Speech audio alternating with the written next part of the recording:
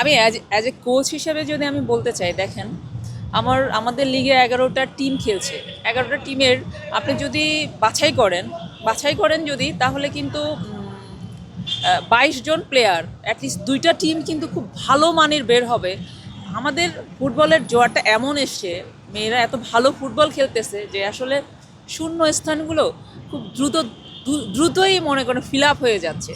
তো সাবিনা এর শূন্যস্থানটা কখনো ফিল আপ হবার নেই। কিন্তু আমি আমি অ্যাজ এ কোচ, আমি যেরকম আমার কথা বলি, আমি লাস্ট আমার মোস্ট রাইভাল ছিল মনে করেন যে ফরাসগঞ্জ, 24 তারিখে যে আমি ম্যাচটা খেলেছি।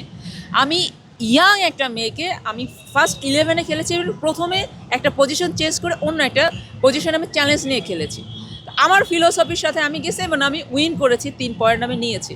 তো কোচরা আসলে কীভাবে, তাদের স্টাইলটা কি, তো এই জায়গায় আমি আসলে নো কমেন্ট, এখানে কোনো কমেন্ট হবে না যে আসলে সে কি করতে চায়।